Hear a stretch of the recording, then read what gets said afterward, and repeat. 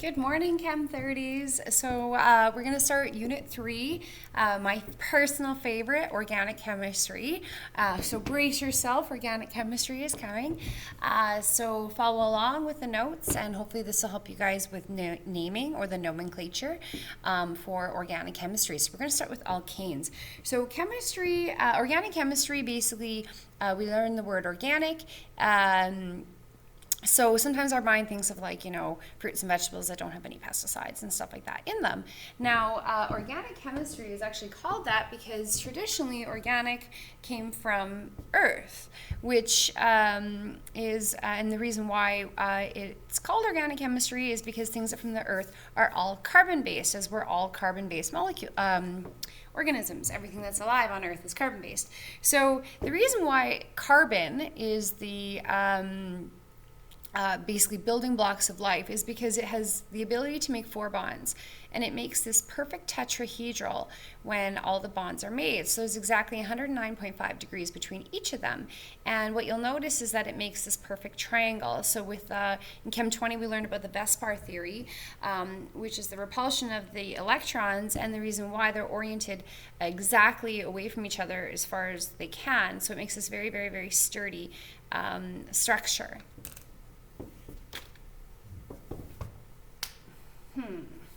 Okay.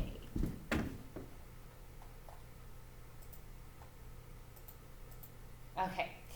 One thing I learned from organic chemistry is what I do not want to do with my life. Just kidding. Organic chemistry is awesome. A lot of people like it. Some people don't like it as much. But it's funny because in university, this is just kind of one of the jokes that we say about organic chemistry. All right, so let's start ourselves off. So all organic, or all chemical substances can be classified into what's called organic and inorganic. Okay, so we've been looking at inorganic chemistry. Now we're working into organic, which is the study of carbon. So organic compounds are based on the element carbon. Okay, and what we'll see also is a lot of hydrogens, oxygens, nitrogens, phosphates as well, or phosphorus as well as sulfur. We'll also talk about halides and how they come into our organic compounds. Now, organic compounds are composed of only a few elements. Now, here's what's really interesting. Even though we only have a few elements that are a part of this, there's over 2 million. Okay, whereas with inorganic, we only have about 50,000 plus. So why is this when we're dealing with less elements?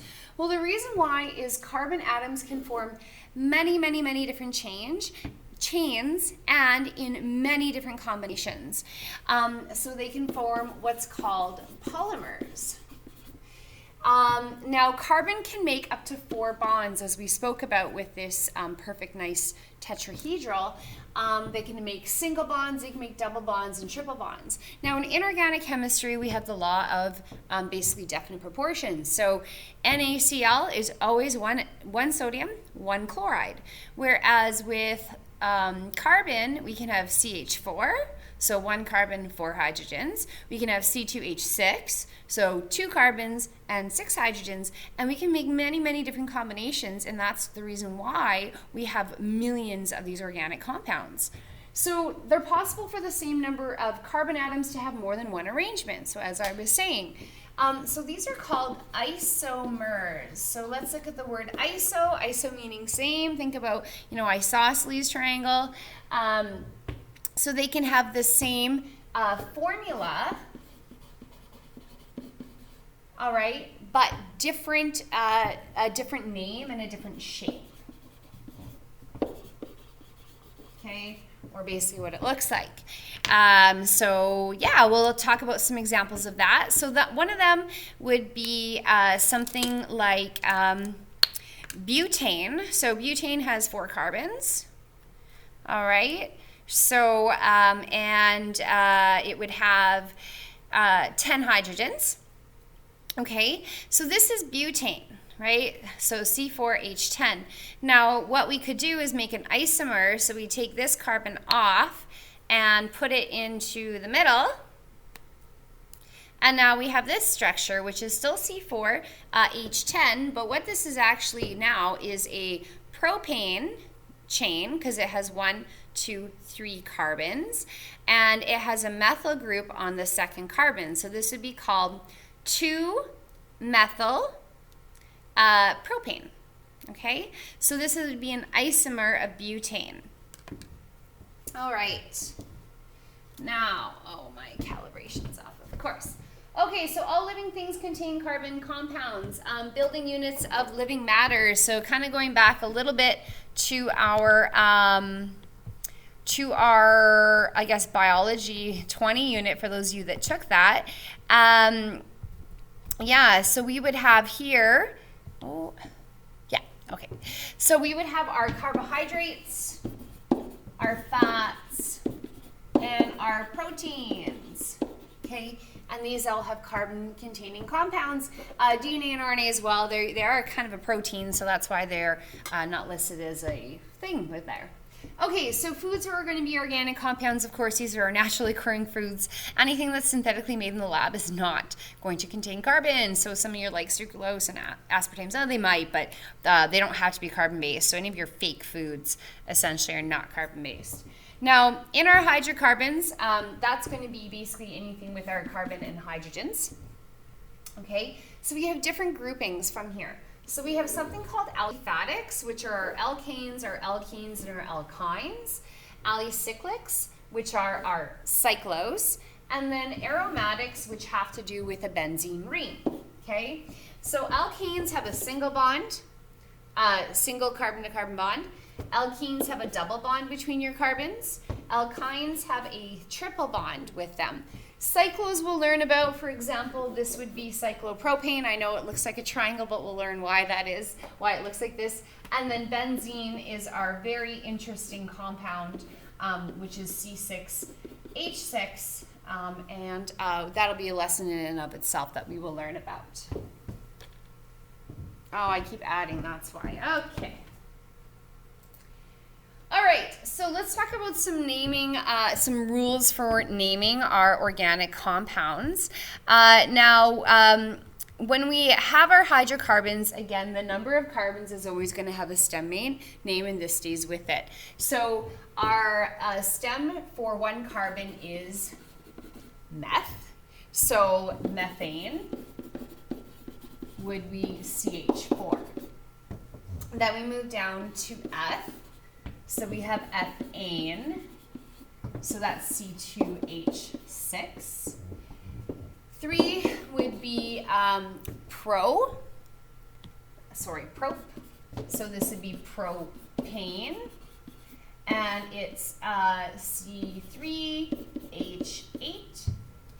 4, coming back to our butane, so our butane, C4H10.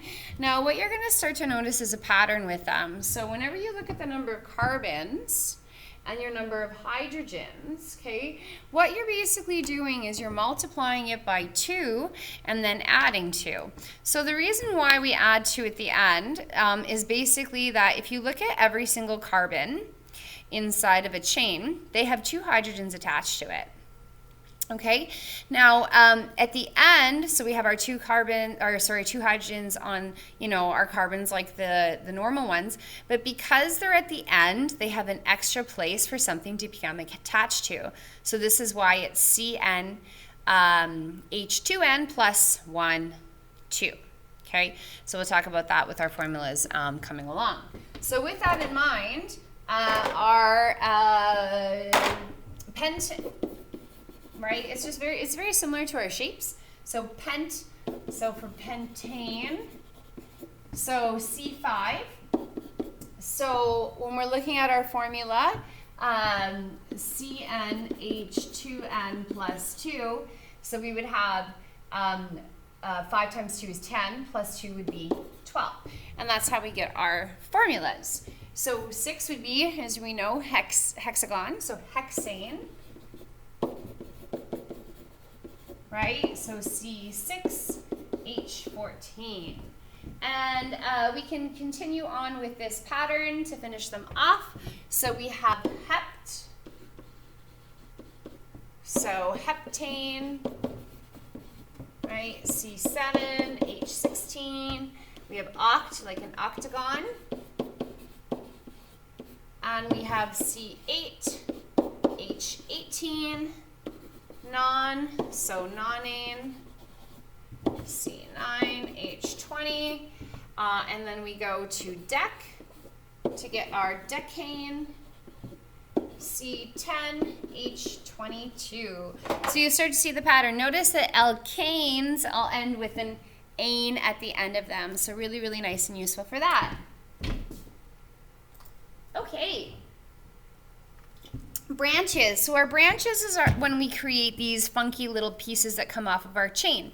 So if my chain was propane and I add a methyl group, so why is it called methyl? Well, because it has one carbon.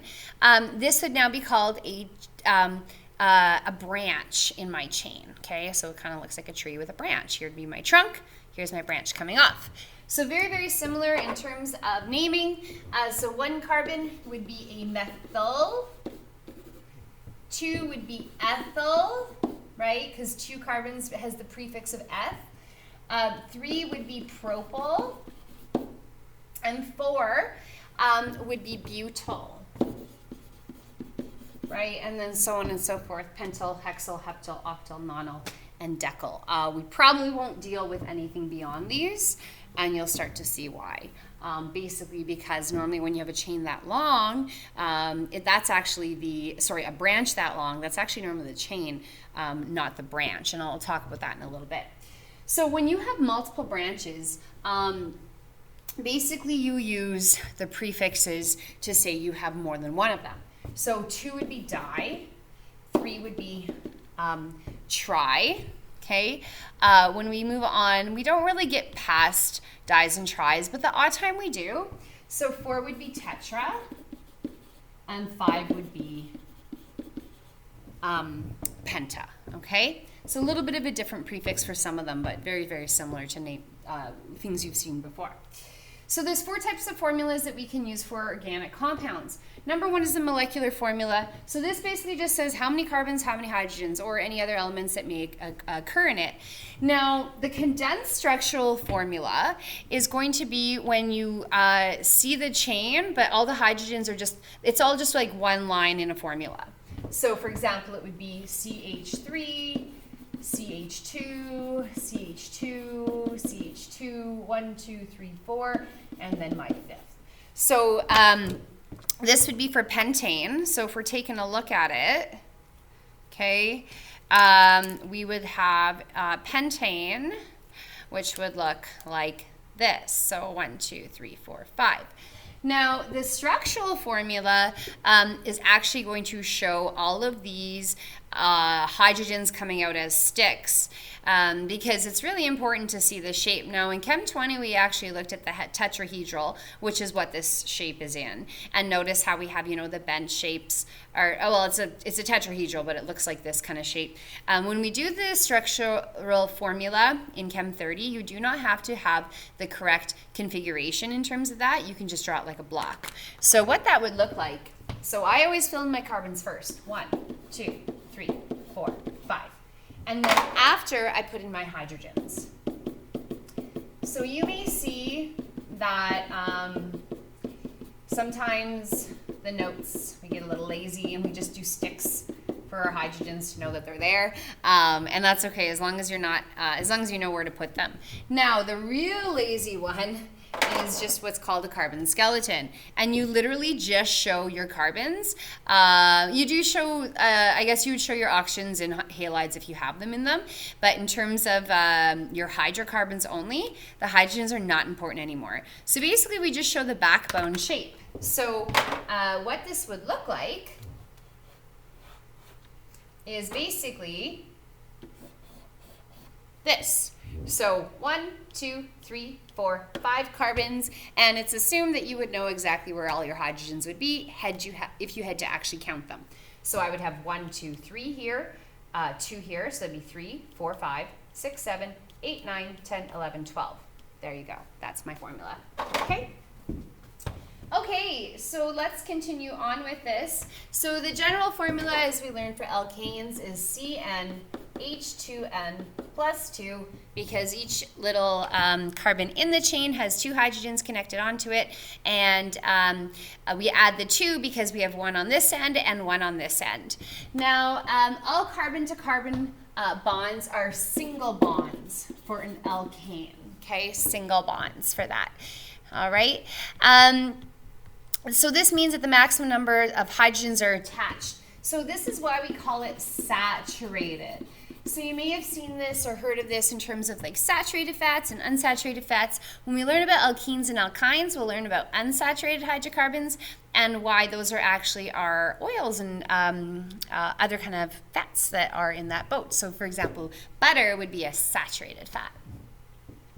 So rules for naming alkanes: find the longest continuous chain of the carbons, and then find any stems and go from there.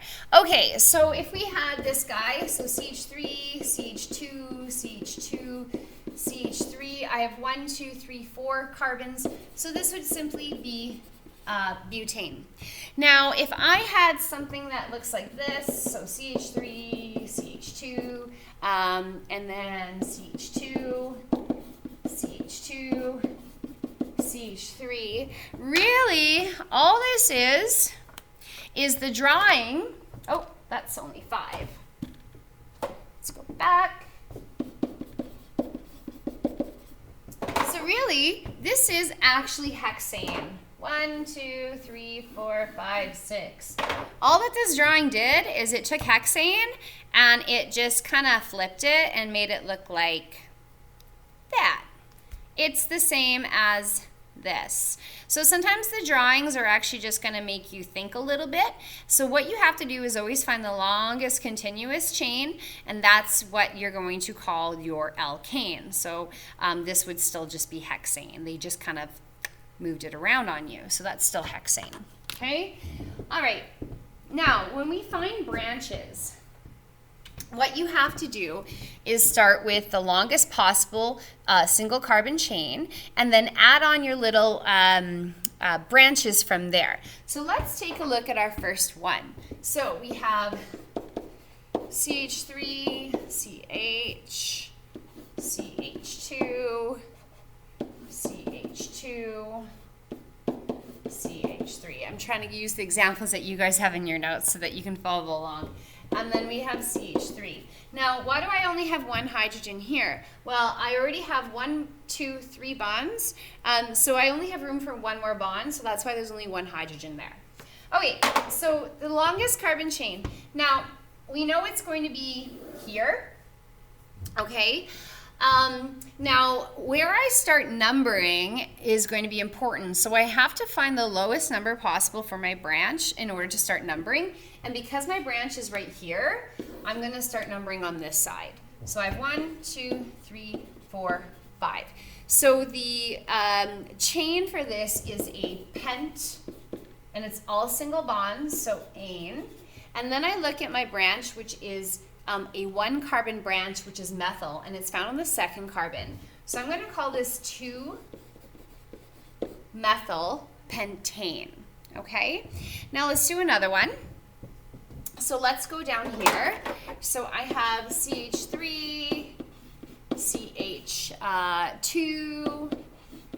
CH2, CH, CH2, CH3, and then I have CH2 and CH3.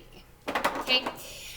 Okay, so in terms of the longest chain, I could kind of go like 1, 2, 3, 4, 5, right? That might work. 1, 2, 3, 4, 5, 6. Okay, so this one's longer, so that's where my longest carbon chain is going to be. You also could have gone this way. It ends up being the same thing. Now, in this case, my branch is going to be here. So in order to make it my smallest number possible, I'm going to start numbering from this side. So 1, 2, 3, 4, 5, and 6. So because it's a 6, I have hexane, and then my branch is an ethyl because it has 2 carbons coming off my 3rd carbon. So this would be called 3-ethyl hexane. All right, 3-hexane. Okay, good. All right.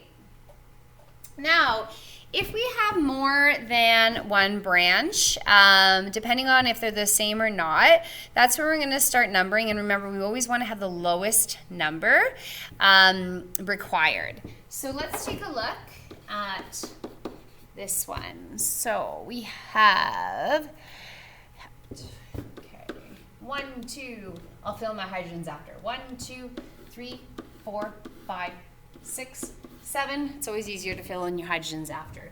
I have a carbon here, and I have one, I think it's actually over here.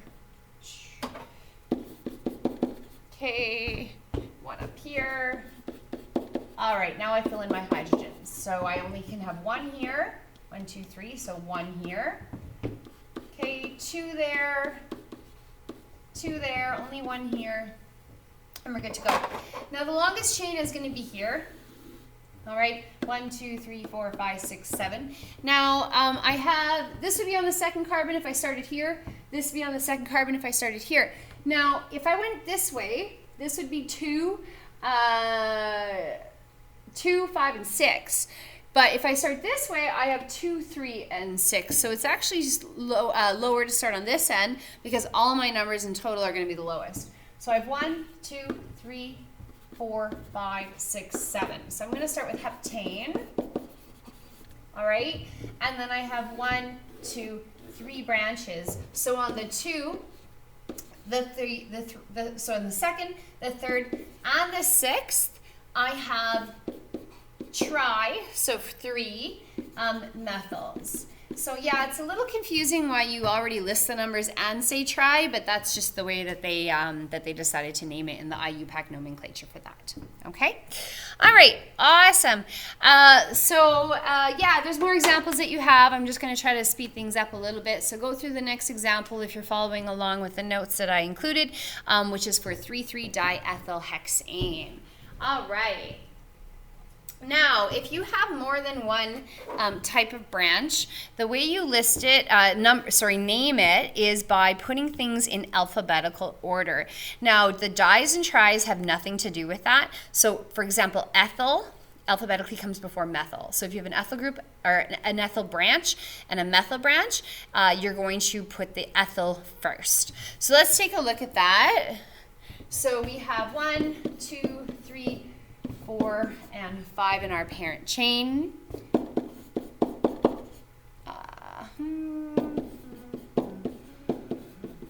Okay, and you may see these.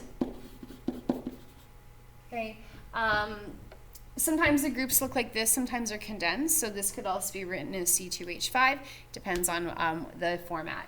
So now we can fill in our hydrogens. We have 3 here, we only have room for 1 there, 1 there, 1 there, and 3 here. All right, so our longest chain, 1, 2, 3, 4, 5. 1, 2, 3, 4, 5. It might look like you can go this way, but here's the thing. You don't know how, this is a branch and a branch together on the side. So because this, we wouldn't know what the name of this branch is, we know that that's actually not included in the chain. It has to be just one single line of things. So we're gonna go here. Now it actually doesn't matter if I start on this side or this side because it's a mirror image of each other. So I'm just gonna start on this side, 1, 2, 3, 4, and 5. So I have 2 methyls and an ethyl. Remember, alphabetically, E comes before M, so we're going to start with our ethyl.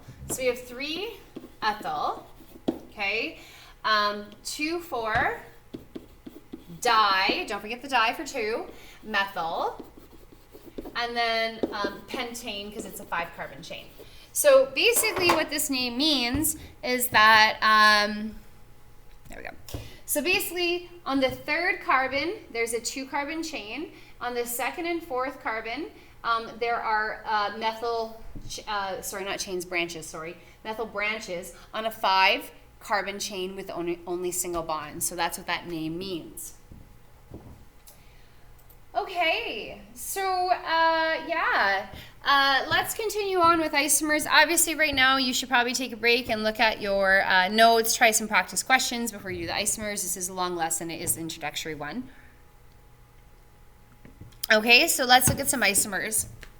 Now, all right, so what you're going to start to notice is that the more complex the molecule can get, obviously the more configurations that you can put in things. So for methane, I cannot move this around in any other way. I mean, I can move this hydrogen here and this hydrogen here, but it's the same structure. So there's only one isomer. Okay, there's like only one format. This is methane, this is methane, this is methane. That's all you got. Same with ethane.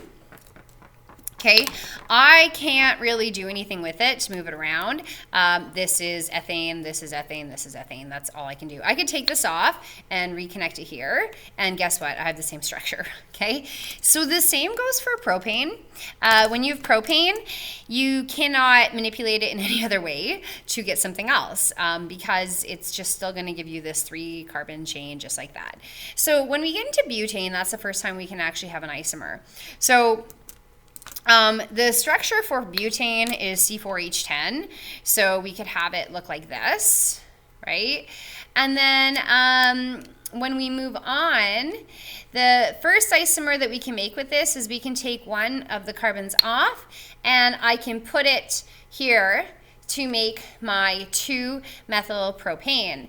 If I move it any other place, I still just have 2-methylpropane, or I have butane again. So that's why I have 2. So for C5H12, all right, so let's start ourselves off here. So I start off with my pentane. Okay, so I start off with my pentane. Now, when you want to start making isomers, what you want to do is I always like to just take off one carbon and then move it around to see where I can get it.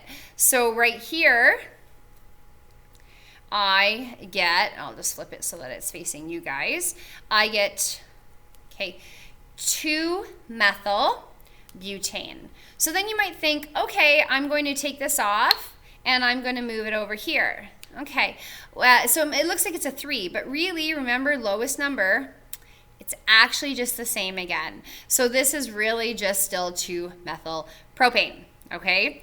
So the only way that I can change this up to get my third is switching it so that I take this guy and I put it on this one, okay? So now this is the third isomer. So I have 2,2-dimethylpropane. Okay, so that is my isomer for C5H12. So let's go down here and let's put those in here. So I have butane. So I'm just going to be lazy. I'm going to just do the structural diagrams. So I have 1, 2, 3, 4, 5. 1, 2, 3, 4, 5. So this is my butane. Okay. I can have 1, 2, 3, 4 here. So this is 2-methylbutane. Okay, so that represents my 1 carbon. So 2-methylbutane. And then my last one is 2,2-dimethylpropane. Okay, so there's your isomers. So again, once we move on for C6H14, we have 5, so that's actually a lesson in one, or a question in one of your assignments, so I'm not going to give away the answer to that. And then, again, it gets quite complex as soon as we go along from there, and it would take some time, a lot of time, to get those all for you guys, okay? Yeah, so with that in mind, guys, we are done our first lesson, and just like any other concept, I mean, it's a little hard, not hard, but it just takes some time to learn the process at first. Remember how hard it was to learn the names for all your different ionic compounds and all the different rules and stuff like that? This will become second nature to you guys really, really shortly, and I'm sure a lot of you guys will really love this unit. And the nice thing is once you've learned the basic rules, the rest of the unit follows on those rules. All right, see you guys later.